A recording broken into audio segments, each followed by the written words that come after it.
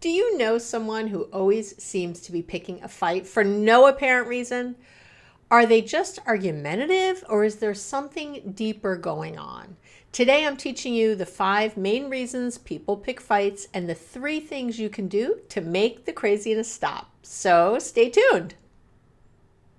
Welcome back to the podcast. Hello. I think this is dropping in 2023. It might even be one of the first episodes of 2023. Holy cannoli. I don't know how my holidays were because I record these earlier, but hopefully yours were incredible, and I'm sure I'll be chatting about mine in a future episode. 2023 is going to be really great because I'm going to start the membership in February, and I'm really excited about that.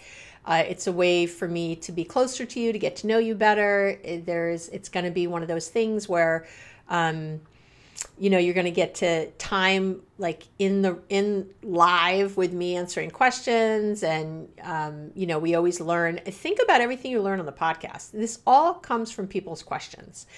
Every topic, I don't think, it's very rare I come up with my own topic. It's pretty much because people have written in and they're asking the same thing over and over in different ways. And this is sort of the answer to it. Matter of fact, today's episode is no different. So in the membership, Love Made Easy, we're going to be talking about just all the things, and we're really going to start with boundaries. And I'm going to go deep in teaching about boundaries. I'm going to do some teaches, all kinds of things. For those of you who don't want to join the membership, I will be recording, and you can pay separately for those. Gladly, I'm happy to do it. And but if you join the membership, it'll be included along with extras. I always have so much extra for each podcast. I really do. I have like journaling prompts. I've just got all kinds of things that I don't include. Otherwise, every episode would be 27 hours, and that doesn't seem good. So it takes me a while to make these, into something an hour or less. That's always my goal. It's hard because I'm covering often very broad topics, and I want to give you the good research and the background and the whys and the hows.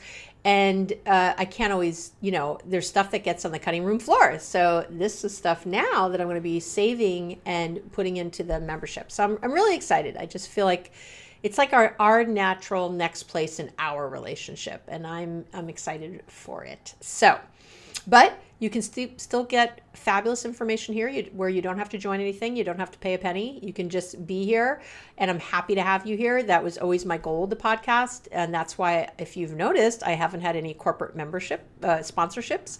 It's me sponsoring the podcast. I sell my books and my things, but, and you can buy those or not, and you can still get great information. So my goal is that every person in the world will have access to research-based tools that actually work, because I use them in real life, to change your life and your relationships, whether or not you have a penny or to pay or not. So, and I will continue to do that for you to the best of my ability for as long as I can. So here we are. Welcome to 2023. And I had, wow. And maybe it's because the holidays were approaching and people were spending more time, or maybe it's just, I don't know the energy, but a lot of people were mentioning that they had friends who pick fights, or every time they're with their brother, they're always picking a fight, that there's people in their lives that always seem to just be going at them, or that they notice it with just everybody. So let's get to it. So, and as you might imagine, there are many reasons people pick fights. Of course, it's not so simple just to, just say, this broad brushstroke it. But in my experience, they boil down to 5 main reasons. And I want to be really clear that all of these are happening at a subconscious level, meaning the person doesn't realize that this is why they're doing it. They don't even realize they're picking fights. I'm sure you're listening right now because you have someone in your life like this. And right now you're saying, oh yeah, I talked to them. I said something and they were like, what? I wasn't picking a fight. I was just sharing my opinion, or I was just whatever. And you're feeling, am I crazy? It seems like this is always happening. You're not crazy. But so I do want to say that I'd say the vast majority is happening at this sort of unconscious or subconscious level, so they don't realize they're doing it. And that's important in how you address it when we talk about how to address it later with my 3 tips. So the number one reason, the thing I see, actually, this isn't the number one. This is one of the 5, okay? They're not in any particular order. Let me say that. So yeah. Okay. So the number one thing I'm going to talk about is self-sabotage. Many people are uncomfortable when things are going well. It makes them feel out of control and like they're constantly waiting for the other shoe to drop, and that makes them anxious.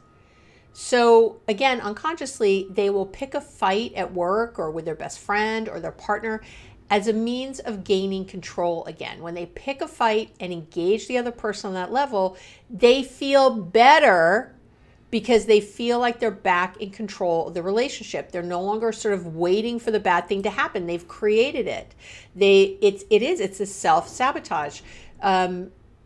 When things are, this is also sometimes people who seem very like they're creating drama. They're always creating drama. This is that same sort of idea where this is like deep rooted. People don't realize they're doing it generally. They don't have much self-awareness about it, but they are self-sabotaging. So work is going great. I just got a promotion. Oh, I hate this job. My boss hates me. They like make up problems, right? Or they pick a fight with someone or something goes on. So, and then next thing you know, right, things have really fallen apart. Okay. The second reason I see a lot, it's that it's all they know. And so in other words, this is what they saw growing up in their families. So they think this is how you show others you care. I always want to remind people that communication is a skill. Regulating your emotions is a skill. Listening is a skill. And you learned all these skills in that crazy house you grew up in, because we all grew up in a crazy house on some level, right?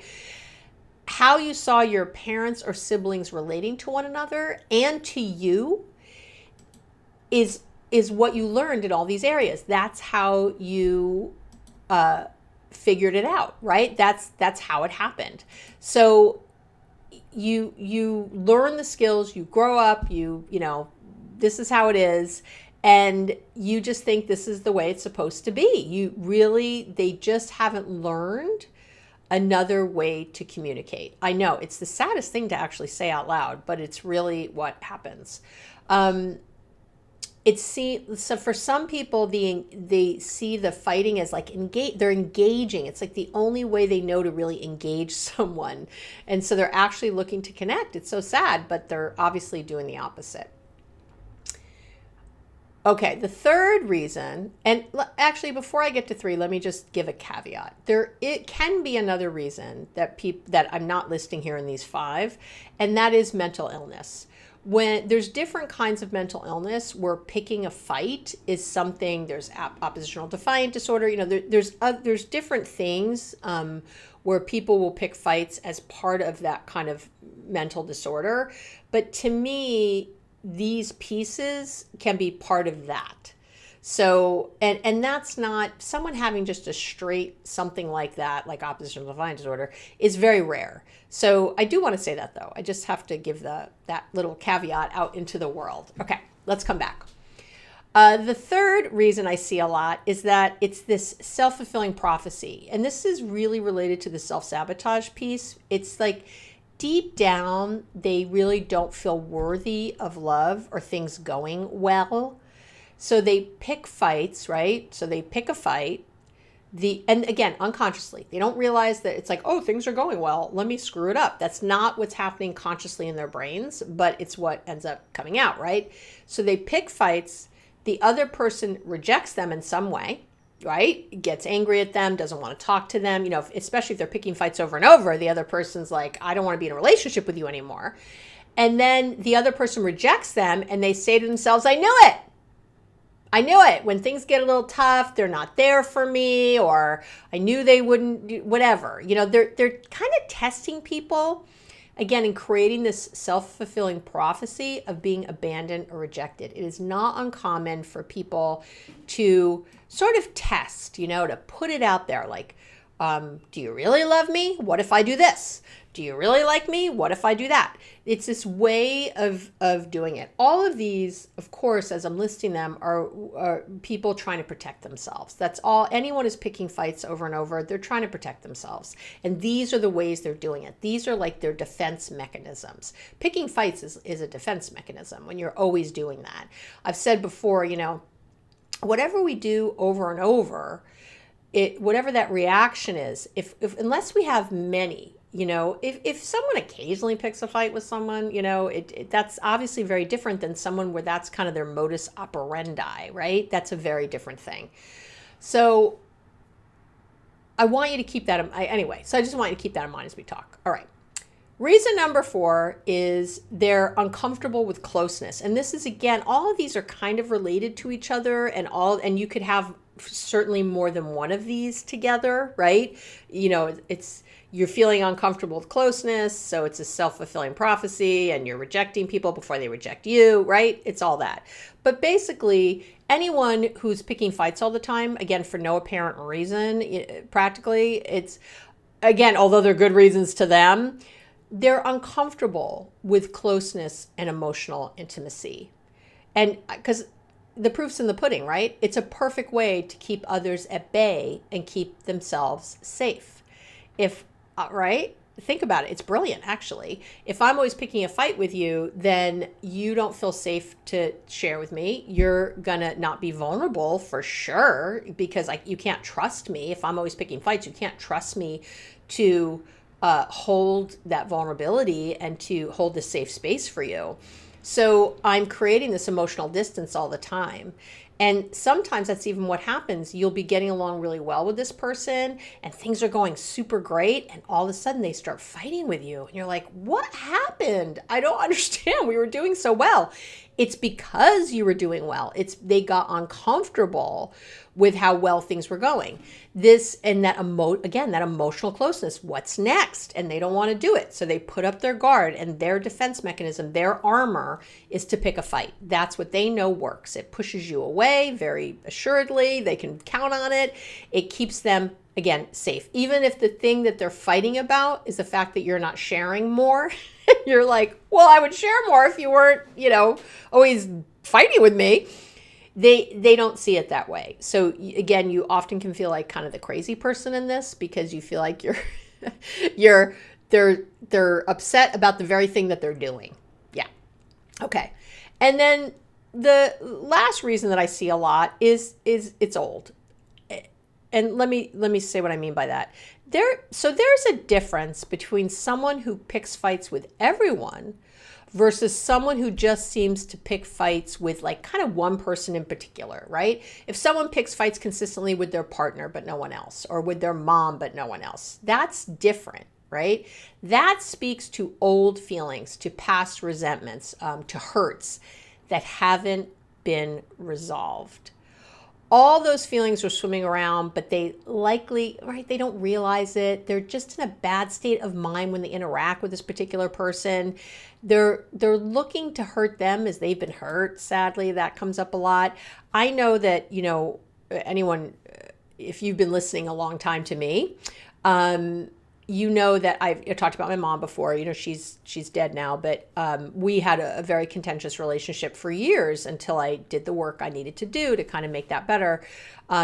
She was a narcissist. She really, like a true one, like a diagnosable one. And so I often had a lot of trouble, being open or relating to her, right? As you might imagine. And so I often found that I would kind of pick fight. I don't know if I'd pick fights with her, but I was quick to fight with her. Let me put it that way. I was very quick to fight. I was very quick to see anything she said, like immediately in a bad light. And because other people around me, sometimes my husband at the time, or other people would say to me, God, I don't think she meant what you think she meant. I remember my in-laws used to say that a lot. And I was like, yes, she does. I know what she means. And I'm sure I wasn't right 100% of the time, right? We're never right 100% of the time. So I'm sure there were many times when my mom was saying something true, like lovely or nice or appreciative or kind. But I took everything through that other kind of lens with her. So I had, just with her specifically, I was very triggered by her, and I had a lot of problems, again, based on past hurt with her, right? Feeling really rejected by her, not feeling loved in the way I wanted, she would compete with me, just feeling icky in a lot of ways in our relationship. I felt resentful and angry and hurt. And that would come out a lot in our interactions, even though, I'm a psychologist, so I don't do that. Even though I would kind of pretend or be able to talk in a way that it didn't seem like that. I was very good myself at getting around these conversations in ways and making her probably look even worse than she was sometimes. It just, and I got to own that, and that's what it is. And, it's what happens sometimes. So again, I'm not sure if I picked fights with her, but this person who maybe is picking fights all the time with someone, with their brother, and it's because really of old resentments. It's some old thing that they're still feeling, and they are just always on edge with this person, which is creating a lot of that. So that is a little different than someone who just picks fights with everybody and has that sort of personality, it seems. They are two slightly different things, right? Okay.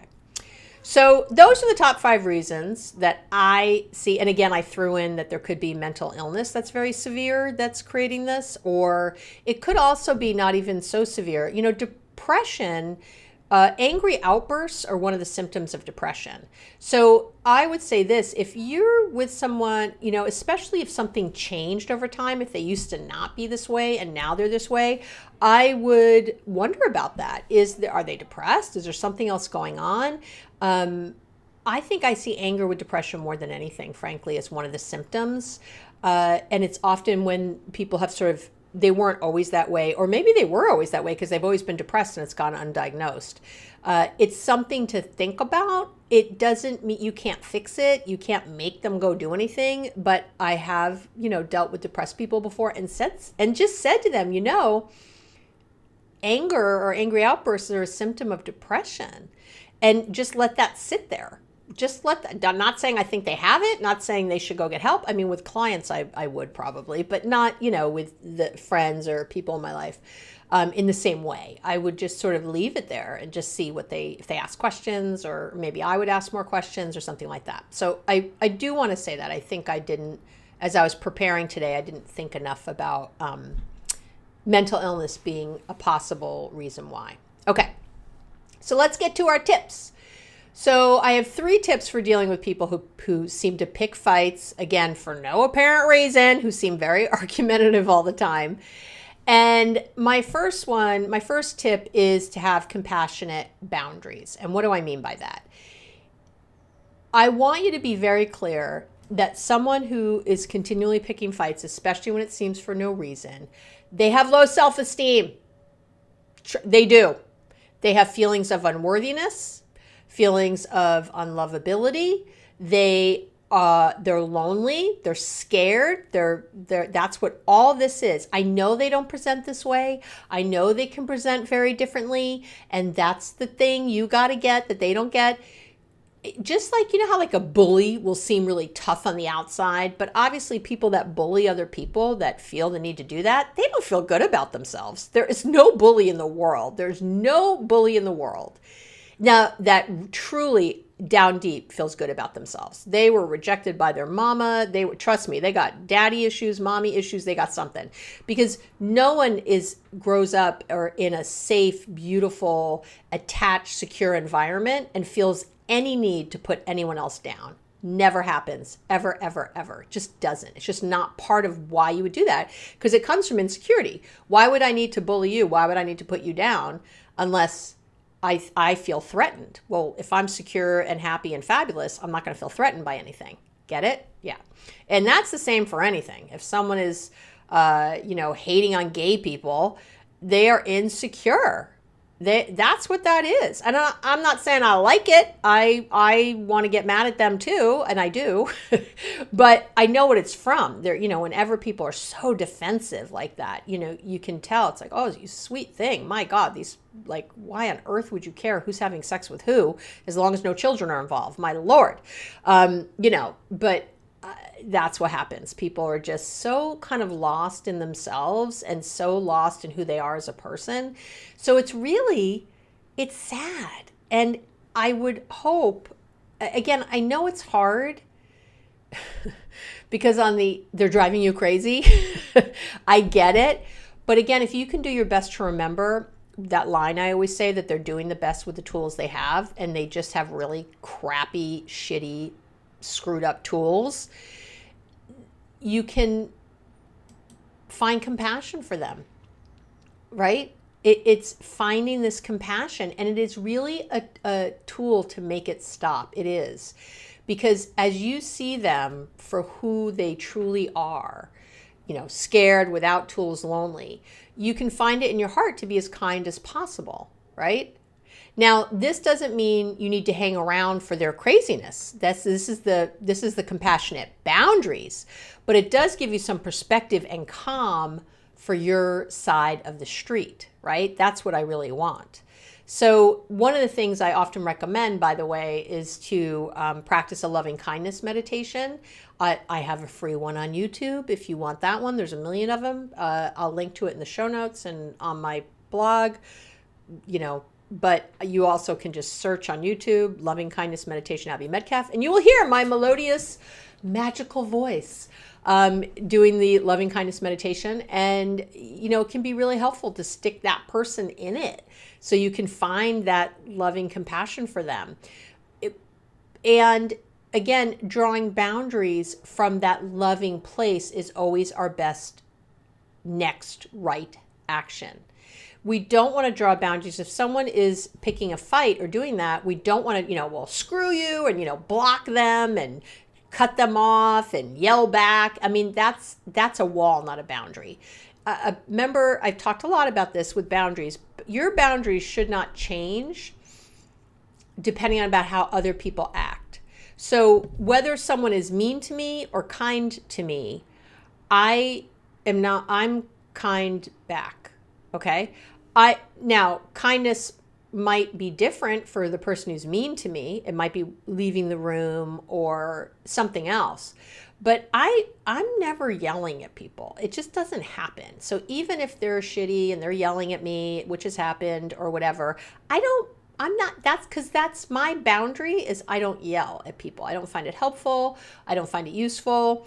I have yelled at my child when they were little to not cross the street or something. Let's get real. But you know what I'm saying? Like in general, I'm not going to call someone names. I just don't do that. So, and I have had to walk away. I have certainly said a snarky comment or two, but I don't really generally, I think, lose my what. That would take a very extreme thing. It is not something that happens maybe once a year, twice a year. It's not something common. Obviously, there's something that could happen that would make me lose it, but it's not a normal thing. So for me, the boundary is if someone is, if I'm checking out of a grocery store and the person is rude to me, my boundary isn't, I'm not like, oh, what are you doing? How dare you? I don't say anything usually. I'm like taking my stuff and going. And I actually do try. I'm like, they must be having a really crappy day.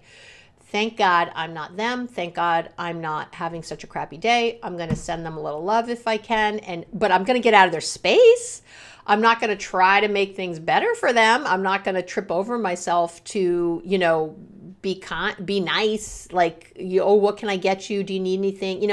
I'm just going to get out of the way and send them some good loving energy. That's what I'm going to do.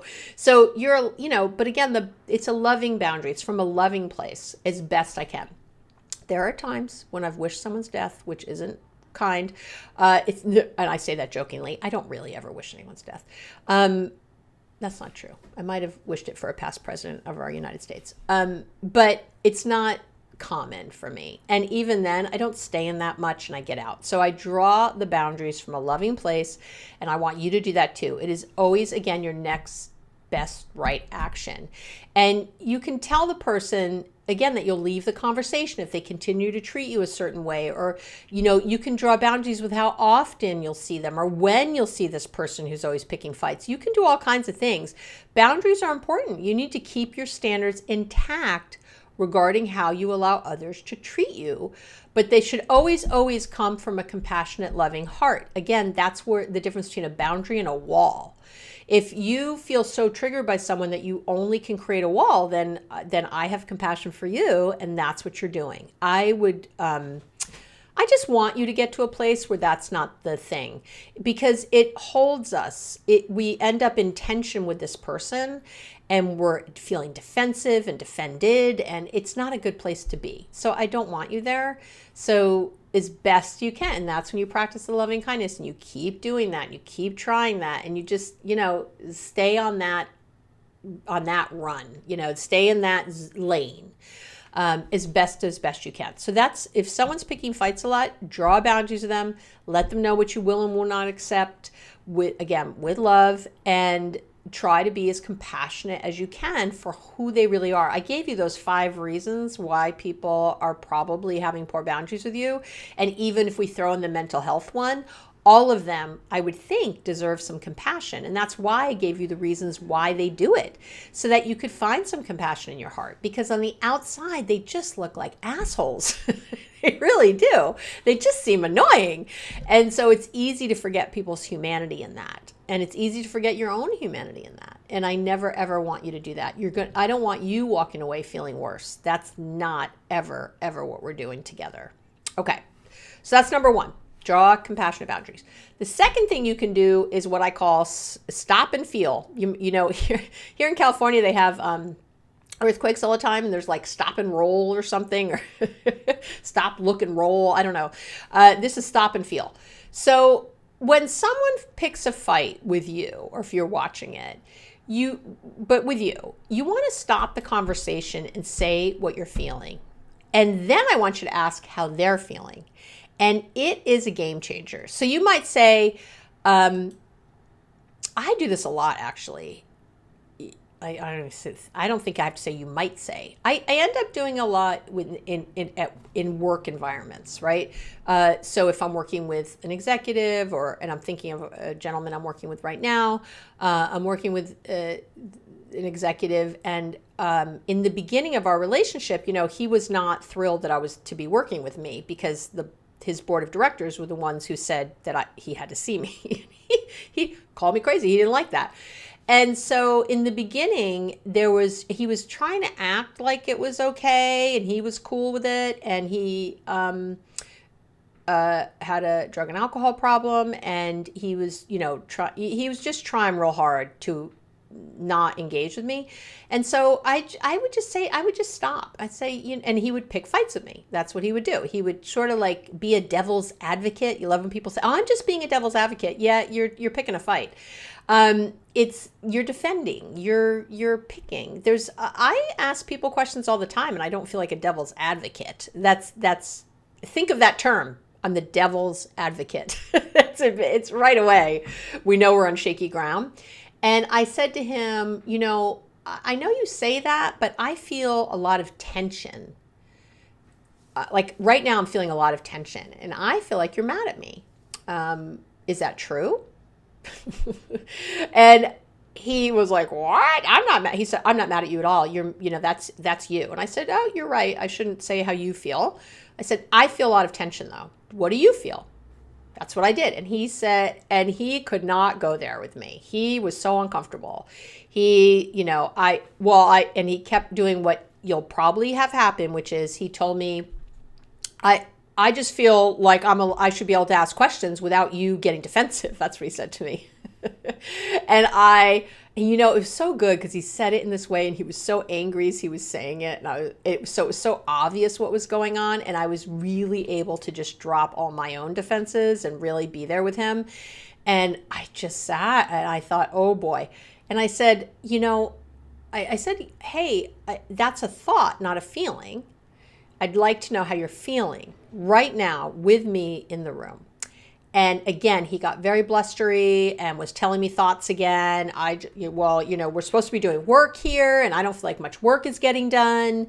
What are the goals for today? He was like just all over the place without a feeling. And I kept bringing him back. And finally he said to me, "I don't want to talk to you anymore." And I said, "Okay." I said, why don't we end our session today? And he said, yes. And he he ended. he clicked off that Zoom very quickly. And then over time, we've been together a few months now. And over time, we just sort of kept like, so, but when he came back, actually, it wasn't the very next session. It was the session after that. It took him a couple. He said, I guess I do feel defensive with you. I do feel angry that I'm being forced to speak to you. Like, he was finally able, do you know what I mean? So what happens when you ask someone to stop and you say how you're feeling and then ask how they're feeling, what starts to happen is they can't avoid anymore. It's the elephant in the room that they're picking a fight. So, right? You know, I was just trying to get my point across or something, you know, it's like, no, you weren't, you know. It really lets you get to another place. The key is not to let them hijack the conversation. You know, again, picking fights is largely unconscious. They don't realize they're doing it. So when you bring them to the present moment and ask them again to name a feeling, no matter what else, it de-escalates what's happening immediately. And that is what happened with this guy. He got frustrated and he ended up just leaving the conversation the first time. And but at least we weren't arguing, and at least I named it. So now I've made a boundary, right? I've made a boundary. I'm going to say the truth when I feel something with you. I'm not going to ignore this like a lot of people do.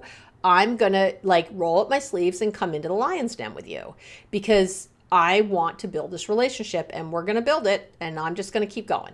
And that sends a signal. It's not conscious. Nobody really understands, you know, but that is what gets picked up. So then I remember that the next time we spoke, I don't remember that conversation a lot. I remember it was fine. There wasn't a lot of movement. But again, that next conversation after that, we got a lot of movement. And from there, now we do great work together. He's amazing. I adore him. He's doing such good work. But we had to like get through this thing where he was sort of at me because, you know, we couldn't get anywhere from there. But I was honest and I was clear. And again, it's just like if a bully is bullying or something, or I've been in meetings with people and I've said, wow, it feels like you're really angry with me. And even when the person denies it and says, I'm not angry with you, I was like, okay, oh, my bad. Can I ask what you are feeling then? And you go there. And even if they don't name anything or they say everything's fine, what happens is they stop acting the way they were acting. Because if they do it again, I just go right back there. I'm like, wow, it feels like you're picking a fight. Again, are you angry with me? I'm going to check again because it feels angry in the room. And when you name things like that, bullies or people who are picking fights, unconscious behavior, oh my gosh, they get called to the table. Again, you are naming the elephant in the room, and suddenly people, they are a little more conscious of how they're acting. They're getting called on it in a loving, nice, kind, clear way. And that's where connection happens. And remember, what do I always say? We connect with feelings, not thoughts. And so someone is trying to connect when they're picking a fight. They're just doing a piss poor job of it, right? I know it doesn't look that way, but they are. And so again, even if they walk out of the room that first time, you know, I don't want to have this conversation anymore. If you do this often enough, it will absolutely change the dynamics of how the two of you interact. And that's where you're trying to go, right? What do I always say? Do you want to be correct or effective? Do you want to be correct or effective? You have a choice. You can be correct all day long that they shouldn't be treating you this way. But is it effective what you're doing? And drawing compassionate boundaries and stopping and naming the feeling and asking them theirs is such a great way to bring people, again, from that unconscious thing they're doing to conscious in the moment. And by the way, I have had over the years, many people, oh, my nose is so itchy, sorry. I have had many people over the years who would stop and literally say, oh, you know, I didn't realize, I guess I am angry. Like, they'll notice it. If you, again, do it enough and do it kindly enough so they don't feel like they have to be on the defensive, be curious, be open, wonder. But it's about getting out of that I'm right and you're wrong thing and working on being effective. Okay. And the third thing that really works when someone seems to always pick a fight is to name it. Okay, to name it. So, and this is a little different, and let me just, from what we just said. And that, so if the person, and this is a different kind of person. So if the person who picks fights always seems to pick them only with you, it's time to say something directly and from love. You know, hey, can I speak to you about something? I've noticed a pattern in our relationship. I feel sad and frustrated when we argue. It feels as though you're picking fights with me. I understand, you know, it might not feel that way to you. I can only tell you my experience, right? For me, it makes me feel disconnected and distrusting when our conversations take these turns, and I want us to create a new way, you know, to communicate. It really, you're just like right there with it. Do you know what I'm saying? You're just right there. One of the great tools that's good to use is the I feel formula. And actually, you know what? I'm going to link to that on the website. I'll link to it on the show notes page of this podcast episode, and I'll link to it in the blog, in the relationship tips and tools corresponding blog post. There's a I feel formula that's like, I call it the 100% success formula. It's very good. And you say, I feel, when you, and I need. So it would be, I feel, and you say your feelings, sad, anxious, scared. When you speak to me in that tone, or when you, don't say when you pick a fight with me, because that's going to really get them defensive. But when you talk to me, or when you rebut everything I say, you know, give a very specific. And I need, and whatever you need. And I need for us to take a breath and start again. And I need to know if you can say that to me differently. And I need, you know, whatever it is you need. And the I feel formula works very, very well. And the other person will often try to pull you from it. Well, I was just trying to say how I feel. I don't know why you're, you know, you just stick to it. Go, I'm just telling you that I feel sad and frustrated when you raise your voice like you just did. And I need for us to feel calm and loving in this exchange, right? Something like that, or calm and whatever in this exchange. So, and then you can ask things like, you know, what do you think we could do to shift things into a more effective way to communicate? And you can just say that, you name it. Do you feel like we're communicating well right now? They're going to say no. Well, no, you know, it's like, well, what do you think we could do to shift this to a more effective way to communicate? How can we do this better? Right? As you, again, name it, be very direct right there, but you don't want to be attacking. You don't want to be critical, criticize them. You know, you always do this. You never do that. You're picking fights. You don't want to label them. You don't want to diagnose. All you want to do is say what's real in the room right now. That's it. And again, what it does is it takes things from the unconscious to the conscious. It takes people off of the autopilot and puts them into deliberate creation with you. I want to remind you always that you co-create 100% of the relationships you're in. You co-create them, which is great because it means you have control and power and all those good things to shift. You should feel empowered to shift the relationships towards more of what you want. And I will tell you, it's really okay if you feel there's someone who always picks fights and they're not necessarily that important to you. You're allowed to just not talk to them anymore. You're allowed to pull yourself out. It's okay. I don't love doing that when it's someone who's really important. I really want you to work on your boundaries. And again, we're going to do all kinds of boundary work in February in the Love Made Easy membership, but there's tons of boundary episodes that I've already done on the podcast that are free, you can listen to. It's very important, you know, if you feel guilt or regret when you set boundaries, if you don't know how to set boundaries, all of that is here on the podcast if you just do some hunting with the search bar on my website. And it's really important to start feeling good about drawing boundaries for what you need. And when you practice that, you're going to find that the people around you start to change, right? They do. They start to react differently to you because you're reacting differently to them. It's how that works, right? So when you draw those boundaries and you get really clear and you're loving and you're compassionate and you say what's real, that's a boundary right there, just to say what's real, to say what's right in front of you, to not like lie anymore or omit anymore or skirt around or be quiet, to really say the things, you will feel empowered. You will feel badass. You might feel uncomfortable for a little while until you get good at this, but eventually you will. And I have complete faith in you. I'm telling you, you can do this. And I'm telling you, it will change your life for the better. Absolutely, positively. Think of these people who are here picking fights as little teachers in your world. You can learn from these relationships. You can get better at being a better communicator yourself, and to have better boundaries for yourself. They are here. They are here. They are happening for you, not to you. So if you can think of it through that lens, you can really shift and change what they mean to you and the work you need to do around it. Okay, that's it. I am very happy that you hung out with me today. Welcome to 2023. I love you. I adore you. I'm so excited you're here with me for this next year. There's so many exciting things coming, and I can't wait to do it together. All right. Have a wonderful week, and I'll talk to you real soon.